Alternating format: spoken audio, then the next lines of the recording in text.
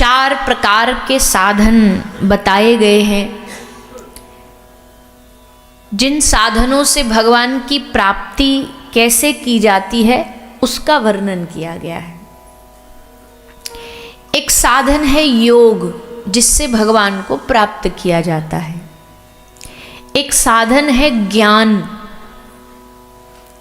जिससे भगवत प्राप्ति होती है। एक साधन है भक्ति, जिससे भगवान की प्राप्ति होती है।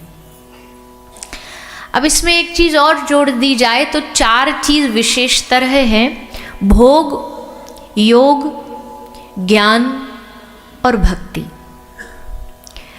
पर अब बात आती है, अधिकांश लोग, क्योंकि कल से जो हम कथा सुन रहे हैं और वैसे भी भागवत जो प्रसंगों को बताती है उसके आधार पर हम ये मानते हैं कि भगवान का एक आकार होता है, भगवान का एक स्वरूप होता है। लेकिन कुछ धारणाएं मानती हैं कि भगवान निराकार होता है, भगवान का कोई आकृति नहीं होती।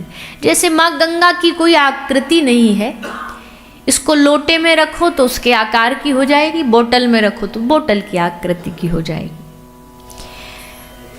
तो क्या भगवान निराकार है या भगवान साकार है, ये एक बहुत बड़ा डिबेट का, तर्क का विषय है। और इस पर आज से नहीं, सदियों से, युगों से तर्क होता आया है। लेकिन हम एक बात कहें कि ना तो भगवान निराकार है न साकार है, या फिर ये कह लीजिए कि जिसका जिसमें मन लग जाए, जिसकी जिसमें रुचि हो जाए। भगवान तो कहते हैं कि हम तो भक्त के इच्छा अनुसार अपना स्वरूप धारण कर लेते। अगर किसी की रुचि भगवान के निर्गुण रूप में है तो वो तो निर्गुण भी है, और किसी की रुचि भगवान के सगुण रूप में है, नहीं हम देखते हैं भगवान के हाथ हैं, पाँव हैं, आँख है, बोलता है, खाता है, उस रूप में है, तो भगवान वो रूप भी धारण कर लेते हैं। लेकिन हमारा मानना ये है कि अगर मन होगा तो आकार तो पैदा करेगा ही करेगा। मन का ये स्वभाव है। हम किसी से प्रेम करते हैं और कोई हमसे ये कह दे वो प्रेम किससे करते हो, बोले 0, शून्य, जिसका कोई आकार ही ना हो, तो हम उससे कैसे प्रेम कर पाएंगे। प्रेम का सिद्धांत कहता है कि प्रेम के लिए एक प्रियतम का होना आवश्यक है, उसका आकार होना आवश्यक है। वैसे ही भगवान की आकृति होगी तो उनसे मन थोड़ा जल्दी लग जाएगा। भगवान की लीलाओं में मन थोड़ा जल्दी आकर्षित कर लेता है। एक और उदाहरण से समझो, ये एलसीडी लगी है, यहाँ पे टीवी लगी है इतनी बड़ी, इस पे सारी पिक्चर्स बंद कर दी जाएं, सब फोटो बंद कर दिए जाएं, और आपको कहा जाए 3 घंटे इस ब्लैंक टीवी को, ब्लैंक एलसीडी को देखो, तो देख पाओगे? लेकिन उसी पे हमारी बढ़िया कथा चल रही हो, हम ना भी दिखाई दें, क्योंकि अधिकतर यहाँ तो छोटा स्वरूप है। कथाओं में कई बार ऐसा होता, पंडाल भर गया, एक दूसरा पंडाल बनाया, उसमें एलसीडी लगा दी बड़े बड़े, अब उसमें लोग बैठे बैठे देख रहे, तो 3 घंटे उसमें देख सकते हैं कि नहीं देख सकते? देख सकते हैं। वैसे ही निर्गुण रूप जो भगवान का है वो शून्य के समान है, कुछ न दिखाई दे रहा है न कुछ सुनाई दे रहा है, उसमें मन जो लगा पाए वो योगी है, उसकी अपनी महत्वता है। लेकिन ग्रस्त जीवन में, माया जगत में जीने वाले लोगों के लिए एक ऐसी चीज को देखना जिसमें कोई आकार ना हो, रंग ना हो, रूप ना हो, थोड़ा मुश्किल है। लेकिन अगर उसमें रंग भर दिए जाएं, कोई पिक्चर चला दी जाए, कोई मूवी चला दी जाए, तो उससे हमारा मन जल्दी उसमें लग जाता है। ठाकुर जी ने सोचा निर्गुण रूप तो बहुत हो गया, किसी का मन लगे ना लगे, एक काम करता हूँ, एक बढ़िया सी मूवी बनाता हूँ, एक पिक्चर बनाता हूँ। और कौन सी पिक्चर बनाई? ठाकुर जी ब्रज में आकर के लाला बन के, कन्हैया बन के प्रकट हो गए। अब क्या पिक्चर चल रही है? ठाकुर जी उखल से बांधे गए हैं, मिट्टी खाई है कन्हैया ने, जाकर के लीला कर रहे हैं। ये सब भगवान ने इसलिए बनाया ताकि सबके मन को आकर्षित कर सके। इसलिए भगवान सगुण हमारी दृष्टि से ज़्यादा रसमय होते हैं। निर्गुण भी है पर उसमें रस कम होता है, सिद्धांत ज़्यादा होते हैं। महापुरुषों की वाणी से हमने सुना है, हमारा अपना अनुभव नहीं है ये, पर हमने महापुरुषों की वाणी में सुना है, योग में मन का निरोध है। ये योग की भूमि है। तो महर्षि पतंजलि एक योग सूत्र लिखते हैं जिसमें उनका पहला ही सिद्धांत कहता है योगस्य चित्त वृत्ति निरोध। योग में मन का निरोध किया जाता है, योग में मन का निरोध किया जाता है। ज्ञान में मन का विरोध किया जाता है। ज्ञानी कहेगा मन मार दो, मन की इच्छाएं मार दो, तो ज्ञान में मन का विरोध है, योग में मन का निरोध है, भोग में मन का दुरुपयोग है, भोग में मन का दुरुपयोग है, योग में मन का निरोध है, ज्ञान में मन का विरोध है, पर भक्ति में मन का सदुपयोग है। भक्ति में मन का सदुपयोग किया जाता है। इसलिए ठाकुर जी ने एक आकृति बनाई, हाथ पांव, बोलने वाला, चलने वाला, और तो छछियावर छाछ पे नाच नचावे, गोपियों के इशारों पे नाचने वाला ईश्वर ब्रज में प्रकट हुआ। ठाकुर जी ने ऐसा सुंदर स्वरूप बनाया, ऐसा सुंदर आकार बनाया कि सब उस पर मोहित हो गए। कल आपने लीलाएं सुनी, कल आपने ठाकुर जी की कथाएं सुनी। क्या सुना? भगवान किस प्रकार ब्रज में प्रकट होकर के लीलाएं कर रहे हैं, भगवान कैसे ब्रज में प्रकट होकर के गोपिन के घर जा जा कर के माखन चुरा रहे हैं। क्या ऐसा कर दूं जो इनका मन मुझ में लग जाए, क्या ऐसा कर दूं जो इनका मन। मैया हमारी कथा पे ध्यान दो, व्यवस्था बाद में बना लेना, जिसको जहाँ जगह मिल जाएगी बैठ जाएगा, आप बैठो आराम से, आप कथा पे ध्यान दो बस। तो ठाकुर जी कह रहे हैं कि ऐसा क्या रूप बना लूं, ऐसी क्या आकृति बना लूं कि इन सब ब्रज के लोगों का मन चुरा लूं। ठाकुर जी के कृष्ण अवतार का एक ही उद्देश्य है, ना तो उनको कोई ज्ञान प्रसारित करना है, ना उनको कोई सिद्धांत प्रसारित करना है। कृष्ण का एक उद्देश्य है, ये जितने लोग हैं इनका मन कैसे चुराऊं, इनको संसार बढ़िया लगता है। देखो आदमी को कोई चीज में रस आ रहा हो, उसको किसी चीज में लाभ लग रहा हो, पर उससे ज्यादा लाभकारी चीज उसे मिल जाए ना, तो छोटी वाली छोड़नी नहीं पड़ती, अपने आप छूट जाती है। जैसे उदाहरण के लिए आप 10,000 रुपया महीना की नौकरी करते हो और अचानक आपको ऑफर मिल जाए कि आपको 1 लाख रुपया मिलेगा महीने में, तो 10,000 की नौकरी छोड़नी पड़ेगी या अपने आप छूट जाएगी? क्या ज़्यादा प्रिय लगेगा? जो 10,000 की नौकरी के लिए हम दिन रात मेहनत करते थे, अचानक हमें पता लग जाए नहीं 1 लाख रुपया मिलेगा, तो 10,000 वाली तो ऐसे छोड़ के भागेंगे तुरंत, क्योंकि हमारी आदत है, हमें लाभ अच्छा लगता है, हमें प्रॉफिट अच्छा लगता है। वैसे ही ठाकुर जी कह रहे हैं दुनिया छोड़ो, मोह माया छोड़ो, ये बस की बात नहीं है किसी की, आसान काम नहीं है ये, कहने वाले के लिए भी ये आसान काम नहीं है। तो छूटेगा कैसे? बोले उससे ज़्यादा महंगी चीज़ जब मिल जाएगी, उससे ज़्यादा रसमयी जब चीज़ मिल जाएगी, तो छोटी चीज़ छोड़नी नहीं पड़ेगी, अपने आप छूट जाती है। संसार किनका छूटा है जानते हो? जिनको भगवान के नाम का रस लग गया हो, बड़ा रस लग गया हो, तो छोटा अपने आप छूट जाएगा। बड़ा नशा लग जाए तो छोटा नशा, बड़ा नशा क्या है? छोटा नशा क्या है? अब महादेव की नगरी में बैठे हैं तो ये बोलना मेरा दायित्व है, कर्तव्य है। जो अज्ञानी मूर्ख लोग कहते हैं ना महादेव नशा करते थे, भैया माफ करना, अभी कावड़ चलती, अरे राम राम, हम किसी की श्रद्धा को होते कोने वैसे बोलने वाले सब प्रणाम के योग्य, पर 2-4 कुछ ऐसे लोग हैं जो बिल्कुल श्रद्धा को अश्रद्धा में बदलने का काम करते हैं। डीजे चल रहा है, उस पर उल्टे सीधे आड़े टेढ़े गाने चल रहे हैं, महादेव को ऐसा बना दिया जैसे कार्टून हो, महादेव और पार्वती जी लड़ रही हैं, पार्वती जी का भजन चल रहा है, भोला घोटत घोटत हारी मैं मायके चली जाऊंगी, और मुझे ये कर दो, पता नहीं ठाकुर जी जाने क्या क्या बना देते हैं। नीलकंठ पे चढ़ गया पी के 1 बाल्टी भांग, भोड़ा यूं मटके, भोड़ा यूं मटके। अब ये चल रहा और उस पर नाच रहे कावड़िया। अब बताओ, भोलेनाथ जी है कि कोई कार्टून है कि यूं मटके वो मटके? भोलेनाथ जी का स्वरूप जानते हो? महादेव का स्वरूप जानते हो? कुछ लोगों ने तो भैया हम क्या कहें, धर्म का ना एकदम बेड़ा गर्क कर रखा है, अपने देवताओं को जोक बना रखा है, मजाक बना रखा है। महादेव के ऊपर तो नशे के ऊपर कई हमने चित्र भी ऐसे देखे जिसको देख के हृदय एकदम तार तार हो जाता है। महादेव के हाथ में वो लगा हुआ है और धुआं निकल रहा है और महादेव बैठे। कैसी मूर्खता है। और उसके आड़ में फिर खुद गलत काम करते कि महादेव करते थे, महादेव नशा करते थे, महादेव भांग पीते थे, महादेव तो जहर भी पीते थे, तू पी ले।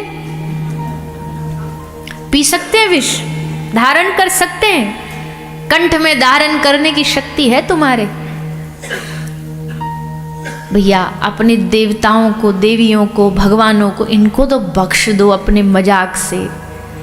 कोई दूसरे धर्म का मजाक करे तो समझ आता है, अपने ही धर्म के लोग अपने देवी देवताओं को नहीं समझ पाए।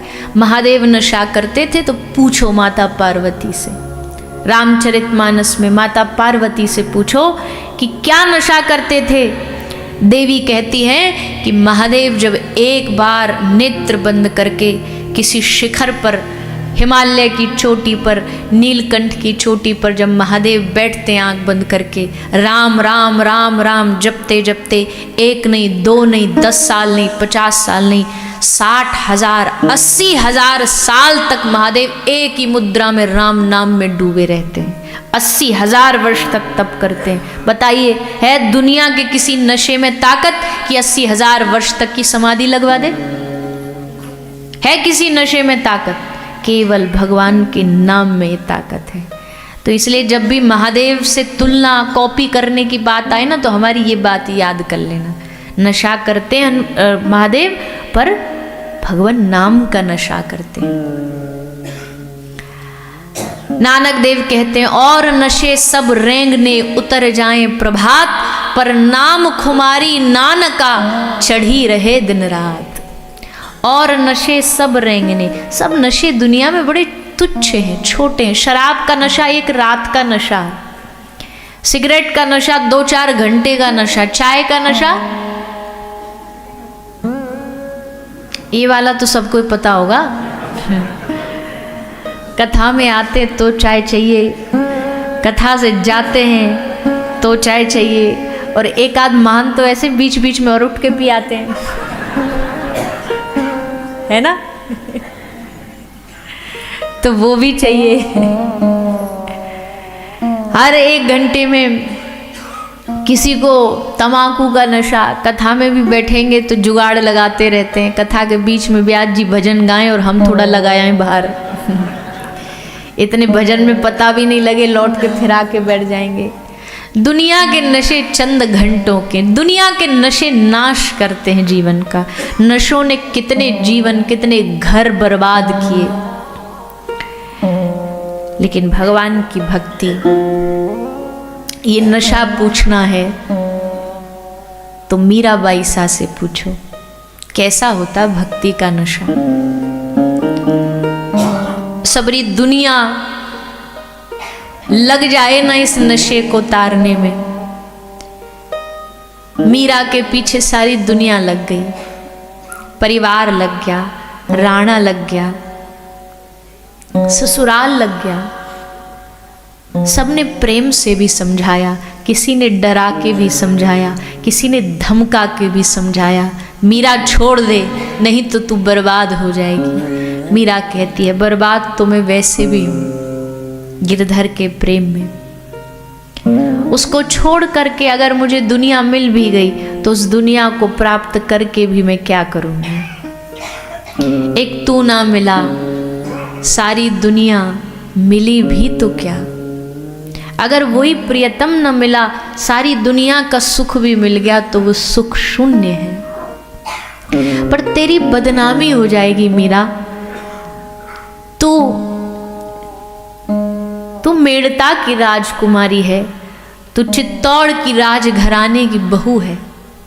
आज भी राजस्थान, मेवाड़, राजपूत इन सब में कितनी मर्यादा से महिलाएं जीती हैं, लेकिन आज से कई सौ वर्ष पहले इतने बड़े राजघराने की पुत्र वधू लोक लाज छोड़ करके, घूंघट की लाज छोड़ के साधु संग बैठ बैठ प्रेम बेली बोई।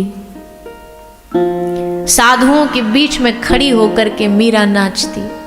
भैया कोई विद्रोह नहीं किया मीरा ने, पर प्रेम बना देता है व्यक्ति को ऐसा कि उससे न मर्यादा दिखती है, न कुल खानदान दिखता है, उसे केवल अपना प्रियतम दिखाई देता है। मीराबाई साहब को कोई शौक नहीं था कि अपने कुल मर्यादा के मान इज्जत को मिट्टी में मिला दे, लेकिन क्या करे। मीरा कहती है मैं जहां जाती हूं वहीं मुझे गिरधर बुला रहा होता है कि तू आ जा। किसी ने पूछा मीरा से, मीरा तूने गिरधर को कैसे ढूंढा? तो मीरा हंसती हुई कहती है तुम्हारा प्रश्न गलत है, मैंने गिरधर को नहीं ढूंढा, गिरधर ने मुझे ढूंढा। मैं थोड़ी गई थी गिरधर को ढूंढने के लिए, वो चल के आया था मेरे पास। वृंदावन से एक साधु गिरधर की मूर्ति लेकर के मीराबाई सा के पास आया। मीरा ने देखा तो बोली बाबा जी ये हमको दे दोगे? बाबा बोले ऐसे कैसे दे देंगे, हमारे आराध्य हैं, हमारे ठाकुर हैं, पर मुझे बहुत भा रहे हैं, ऐसा लग रहा है कि कुछ कहना चाह रहे हैं, कुछ बात करना चाह रहे हैं। नहीं नहीं हम नहीं देंगे। और लेके बाबा जी मूर्ति चले गए, अपनी कुटिया में भजन करने लग गए, पूजा करने लग गए। रात्रि को ठाकुर जी स्वप्न में आके बाबा को कहते बाबा तुम्हारी पूजा पूरी हो गई, अब मुझे दे दो, अब मुझे भेज दो, मुझे जाना है। कहाँ जाना है? तो मुझे मेरी मीरा के पास जाना। अब तुम्हारी सेवा पूरी हुई, अब उसकी सेवा शुरू है। ठाकुर की आज्ञा बाबा कैसे मना करते।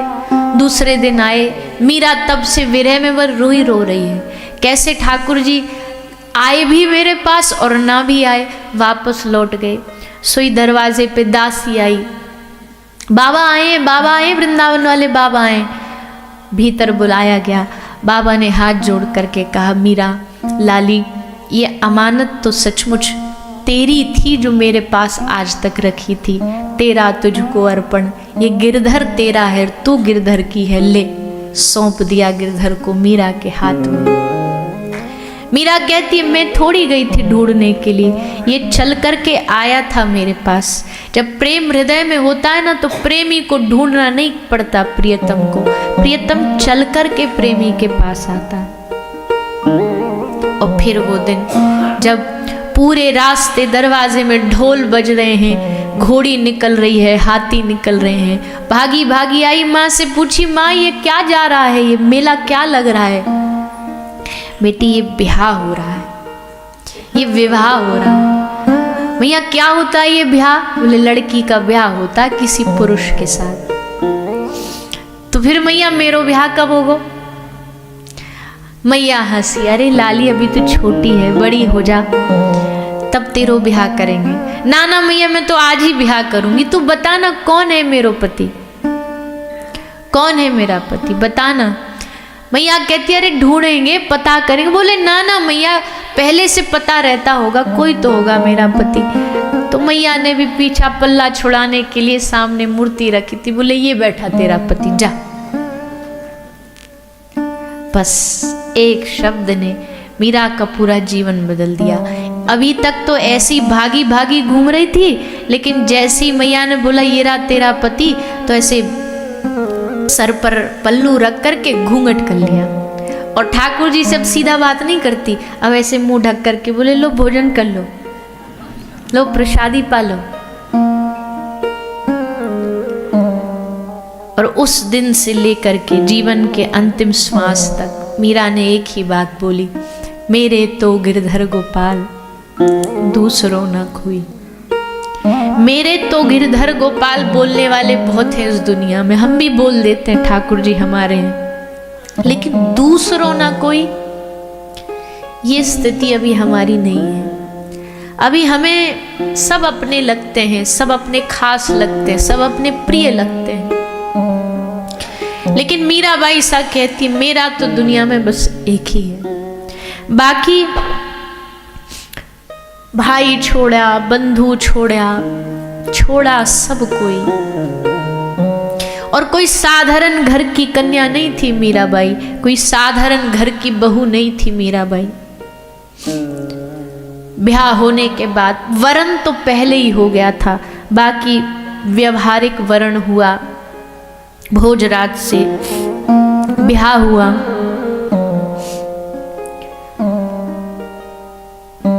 परम पुरुष की पहले ही बन चुकी थी मीरा। खूब बाधाएं आई जीवन में, खूब रुकावटें आई। लोग हम भक्ति की छोटी छोटी बदनामियों से डर जाते हैं, अपमानों से डर जाते हैं, पर धन्य है मीराबाई की भक्ति।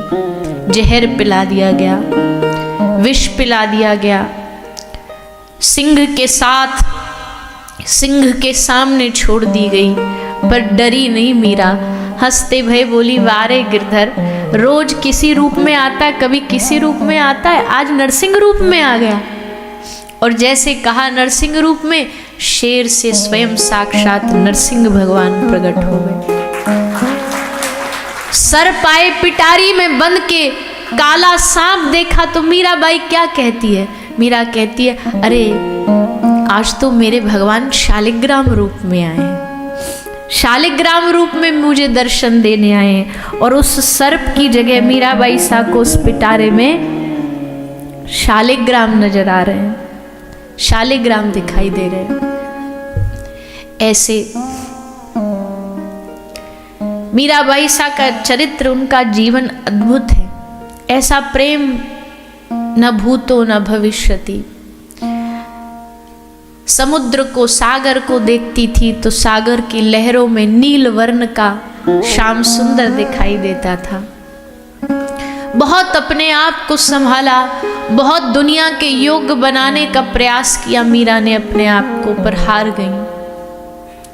अंत में धैर्य टूट गया और लगा कि अब तो कोई नहीं, अब नहीं रहा जाता। कभी कभी प्रेम में व्याकुलता इतनी बढ़ जाती है कि शरीर में जलन होती है। ये अनुभव अभी हम लोगों को नहीं है, पर जो प्रेमी महापुरुष होते हैं उनके जीवन में आता है कि प्रेम इतना बढ़ जाता है कि लगता है भीतर से कुछ जल रहा है, कुछ तप रहा है, जैसे संसारी चिंताओं में जलता है, भगवान का प्रेमी उनके विरह में जलता है। और कभी कभी तो ये विरह शरीर में आकार भी ले लेता है। इतना विरह बड़ा, मीरा ने सोचा अब राजस्थान रहने योग्य नहीं मेरे लिए, मैं यहाँ रह नहीं पाऊंगी।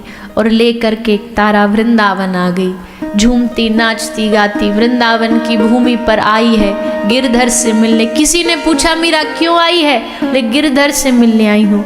बोले देर हो गई, गिरधर तो द्वारिका चला गया। मीरा ने जैसे सुना तो नाचने लगी। किसी ने कहा तू बावरी हो गई है, जिससे मिलने आई है वो तुझे ना मिला और तू नाच रही है। मीरा ने कहा कि अच्छा हुआ ना मिला तो, क्योंकि मिल जाता तो मेरी यात्रा यहीं समाप्त हो जाती। अब नहीं मिला तो द्वारिका तक रोती रोती, गाती गाती, नाचती नाचती फिर जाऊंगी, गिरधर को मनाऊंगी, उसको रिझाऊंगी। मिलन में कहाँ आनंद है? मिलके बिछड़ना ये तो फिर होना ही है, पर मुझे तो और उनकी प्राप्ति के लिए विरह बढ़े ऐसा चाहिए। ये सोच के फिर मीरा द्वारिका चली गई। और द्वारिका में तो क्या दशा हुई मीराबाई सा की क्या बताएं। विरह इतना बढ़ गया, इतना बढ़ गया, चारों तरफ उनकी दासियां खड़ी रहती थी। कब ऐसा रात को जाग उठे मीरा और कब विरह में बावरी होकर समुद्र की ओर दौड़ पड़ती थी। विरह में कुछ याद नहीं रहता। श्री चैतन्य महाप्रभु रात्रि को जब हा कृष्ण गौर हरि हरि बोल कह कर के जब विरातुर होते ना, समुद्र की तरफ भागते, उनके दरवाजे पर द्वारपाल खड़े करने पड़ते थे कि भैया जो मिलने जा रहा ना उसको दरवाजे पे ही सावधान करते थे, भीतर कृष्ण मत बोलना, क्योंकि कृष्ण बोला तो नाम सुन करके महाप्रभु कई कई दिनों तक मूर्छित हो जाते, कई कई दिनों तक। 7-7 दिन तक महाप्रभु समुद्र में पड़े रहते। मछुआरे ने जाल डाला तो उस जाल में श्री चैतन्य महाप्रभु आ गए। कैसा अद्भुत प्रेम रहा होगा वो, कैसा अद्भुत विरह रहा होगा वो। मीराबाई साहब जब से आई चित्तौड़ छोड़ करके तबाह हो गया पूरा कुल, सारे राजा युद्ध में मारे जा रहे हैं, पूरा वंश तबाह हो रहा है। लोगों ने कहा रे मीरा चली गई, यहाँ का शुभ भी चला गया। भैया एक साधु, एक दिव्य प्रेमी कहीं से कोई जगह छोड़ के जाता है ना, दुखी होकर के, प्रताड़ित करते हैं जहाँ लोग, तो वहाँ का शुभ भी ले जाता है। अश कहीं चला विभीषण जब ही, आयुहीन भय सब तब ही। गोसाई जी लिखते जिस दिन विभीषण ने लंका छोड़ी उसी दिन सारे लंका के लोग आयुहीन हो गए। सबने कहा मीरा को लौटा के लेकर के आओ, वरना ये राजस्थान, ये चित्तौड़ बचेगा नहीं। सारे लोग राजस्थान के गए द्वारिका, मीराबाई के चरणों में गिर गए। मीरा हमें क्षमा कर दे, हमसे भूल हो गई, हमने तुझे बहुत दुख दिया, बहुत कष्ट दिया, पर मीरा अब लौट चल, नहीं तो पूरा वंश मिट्टी में मिल जाएगा। तू ही बचा सकती है मीरा अब उसे। मीरा कहती है कि क्या आशा लेकर के आए हो आप? जानते हो मैं उस जगह खड़ी हूं जहां से वापसी का कोई रास्ता ही नहीं, लौटने का यहां से कोई रास्ता नहीं है। ये प्रेम का वो शिखर है जहां आगे बढ़ा जाता है, पीछे नहीं बढ़ा जाता है। और अब मैं वहां पहुंच गई हूं जहां से अब लौटा नहीं जा सकता। नाना मीरा, हम हाथ जोड़ते हैं, कुछ भी हो जाए मीरा, वापस लौट चलो। मीरा ने कहा ठीक है, स्वामी से तो आज्ञा ले आऊं, वो मेरे नाथ हैं, उनकी आज्ञा के बगैर मैं कुछ नहीं कर सकती, वो कहेंगे तो लौट चलूंगी। और मीरा आज्ञा लेने द्वारिकाधीश के पास गई, द्वारिकाधीश के मंदिर में घुसी, प्रवेश किया। सब लोग दरवाजे पे खड़े थे कि आज्ञा लेकर के मीरा वापस आएगी, लौटेगी, लेकिन मीरा कभी लौट कर नहीं आई। उन्हीं द्वारिकाधीश में जहां से आई थी, जिनके चरणों से आई थी, उन्हीं के चरणों में समा गई, कभी वापसी नहीं हुई। कौन कहता है कि प्रेम में कोई चीज असंभव है? कोई दुनिया का विज्ञान इस बात को मान नहीं सकता कि मूर्ति में कोई समा सकता है, लेकिन प्रेम के आगे सब विज्ञान फेल हो जाते हैं। प्रेम के आगे तत्व, सही गलत सब शून्य हो जाता है। द्वारिकाधीश की मूर्ति में मीरा ने अपने आप को समर्पित कर दिया। किसी ने कहा ऐसा कैसे हो सकता है कि मूर्ति अपने आप में किसी को समाहित कर ले? तो सामने वाले ने कहा कि भैया जब मीरा अपने रोम रोम में गिरधर को समा सकती है तो क्या गिरधर मीरा को नहीं समा सकता? प्रेम में तो आदान प्रदान होता है ना। मीरा के भी तो रोम रोम में गिरधर समाया था, तो अंत में गिरधर ने भी मीरा को अपने में समा लिया। कौन बड़ी बात है? कभी न लौटी मीरा। श्री महाप्रभु जगन्नाथ भगवान में समाहित हो गए। कौन कहता है कि मौत से जीता नहीं जा सकता? प्रेमी तो मौत को भी हरा देता है, काल को भी हरा देता है। श्री महाप्रभु जगन्नाथ भगवान में प्रविष्ट हो गए। कितने ऐसे उदाहरण हैं जहां शरीर किसी भक्त का, प्रेमी का मिला ही नहीं, ठाकुर जी के चरणों में जाकर के अपने आप को समर्पित कर दिया। ये दिव्य प्रेम है। जैसे पानी में दूध मिल जाता है, वैसे प्रियतम में उनका प्रेमी अपने आप को समाहित कर लेता है।